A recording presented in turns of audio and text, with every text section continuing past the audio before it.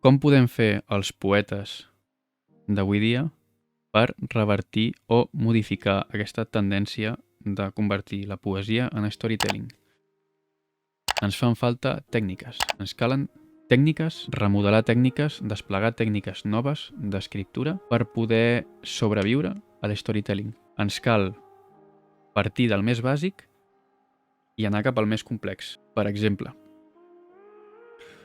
si nosaltres estem escrivint un poema, no ens val escriure el primer que ens ve al cap, perquè probablement estarà influït per aquesta tendència de storytelling i per la raó literària en general. Aquesta raó literària que s'ha construït sobre uns conceptes desideologitzants, despolititzants i desculturalitzats, per dir-ho d'alguna manera, no? Perquè separen la cultura de la seva base natural, que és, o orgànica, que és la vida social. I ens fa falta el més simple, que seria, si estem escrivint una cosa, escrivim el primer que ens vingui al cap i això primer que hem escrit li racionalitzem.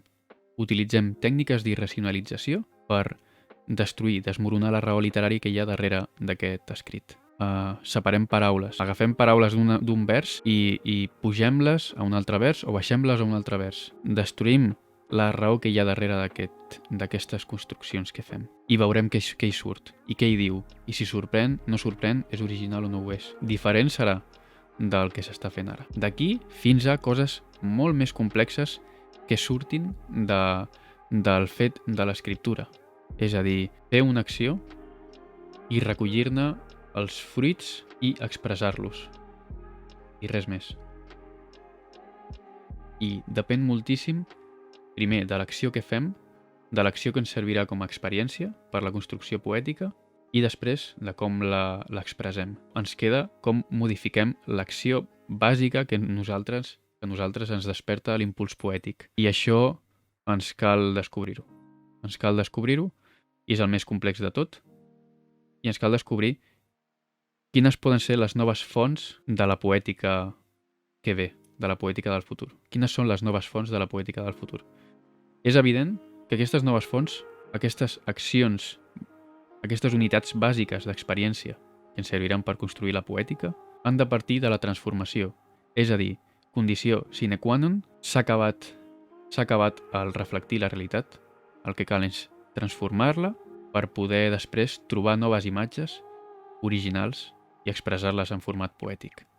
El que ens cal llavors, aquestes accions, han de ser accions que transformin. I això ens donarà la font d'experiències que necessitem per una nova poètica, un nou moviment poètic. I parlem, d'acord? Qualsevol proposta que tingueu, parleu amb mi. Qualsevol que vulgui pot parlar amb mi. Discutim, val? Si hi ha alguna cosa que no esteu d'acord o que vulgueu ampliar, sentiu-vos lliures d'agafar els clips que vulgueu, de desenvolupar els textos que vulgueu, d'acord? I res, ens veiem la setmana que ve o aquesta setmana si succeeix alguna cosa que sigui interessant de parlar.